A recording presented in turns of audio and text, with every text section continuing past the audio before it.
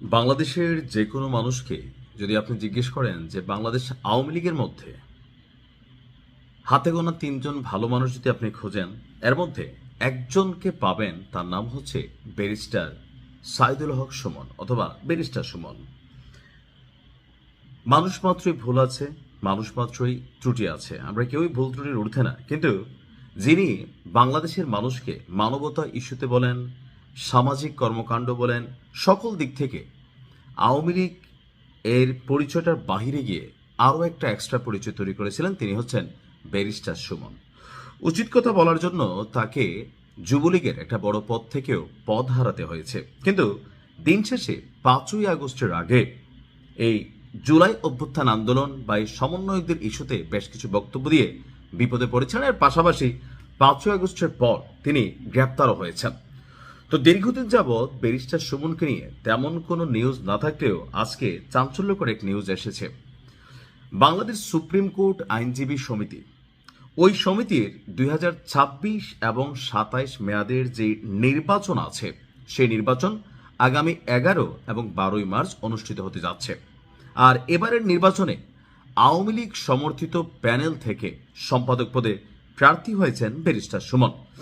কারাগারে বন্দী থাকলেও তিনি আপনার এই নির্বাচনে অংশগ্রহণের ইচ্ছা প্রকাশ করেছেন। আর তার যারা সমর্থক আছেন তারা তার পক্ষে প্রচারণা আপনার এই মুহূর্তে চালিয়ে যাচ্ছেন। ব্যারিস্টার সুমনের নির্বাচনী প্রচারণায় তাকে অকুতোভয় জননেতা হিসাবে উল্লেখ করা হচ্ছে। হত্যা, জেল, জুলুম, লুণ্ঠন এবং মব জাস্টিসের বিরুদ্ধে তিনি ছিলেন এক প্রতিবাদী কণ্ঠস্বর। তারা যা সাপোর্টার তারা তেমনটাই বলছেন। সমর্থকদের দাবি, সুশাসন প্রতিষ্ঠা এবং ন্যায় বিচার নিশ্চিতের লক্ষ্যে কারাগারের অন্ধকার প্রকোষ্ঠ থেকেই তিনি আইনি অঙ্গনের মর্যাদা রক্ষায় লড়াই চালিয়ে যাচ্ছেন। ব্যারিস্টার সুমনের বেশ কিছু ভিডিও ভাইরাল হয়েছিল। প্রত্যেকটা মানুষেরই একটা পলিটিক্যাল পয়েন্ট অফ ভিউ থাকে এবং পলিটিক্যাল অবস্থান থাকে। এদেশে শিশু যারা আজকের দিনে, তাদেরও একটা রাজনৈতিক পছন্দ আছে।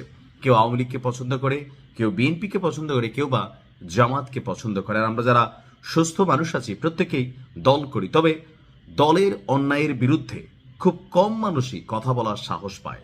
আবার আপনি যদি কথা বলেন, যেমন ব্যারিস্টার সাইদুল হক সুমনের যুবলীগের যে পদটা হারিয়েছিল, আপনাদের কি খেয়াল আছে সেই ঘটনাটা কি?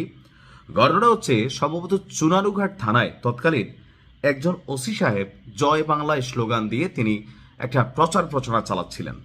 তো ব্যারিস্টার সুমন সেইটার প্রতিবাদ করেছিলেন। তিনি বলেছিলেন, আইনের মর্যাদায় যিনি থাকবেন, অর্থাৎ যিনি আইনের রক্ষক হবেন, তাকে দলমতের ঊর্ধ্বে থাকতে হবে। বাংলাদেশে কি জয় বাংলা বলা লোকের অভাব পড়েছে যে একজন থানার ওসি তিনি জয় বাংলা বলবেন? তো তিনি যখন জয় বাংলা বলেন, এটা একটা দলকে রিপ্রেজেন্ট করা হয়, তাহলে আইনের সুশাসন প্রতিষ্ঠা সেটা নষ্ট হয়।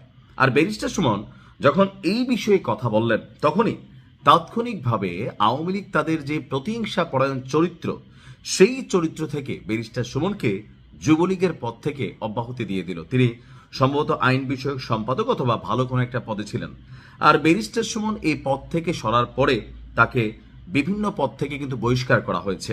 আর অবশেষে যে নির্বাচন হয়েছে, আমি বিশ্বাস করি, আমার মতো নিশ্চয় অনেকেই বিশ্বাস করেন, যে এই মুহূর্তেও যদি ব্যারিস্টার সুমন তার নিজ নির্বাচনী এলাকা থেকে নির্বাচনে দাঁড়ায়, আর জনগণ যদি পলিটিক্যাল পয়েন্ট অফ ভিউর বাহিরে গিয়ে স্বতন্ত্র প্রার্থী হিসেবে কাউকে চিহ্নিত করে বা নির্বাচিত করে, ব্যারিস্টার সুমন তাদের একজন।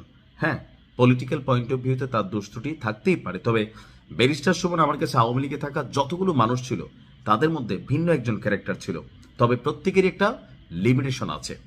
দেখা যাক ব্যারিস্টার সুমন এই মুহূর্তে কতটুকু সফল হন। তবে আমার ধারণা এখানে ব্যর্থ হবেন। কেন? কারণ তিনি আওয়ামী লীগের প্যানেল থেকে দাঁড়াইছেন, এটা হচ্ছে এই মুহূর্তে একটা ফ্যাক্ট। তারপরেও দেখা যাক কি হয়। ভালো থাকুন।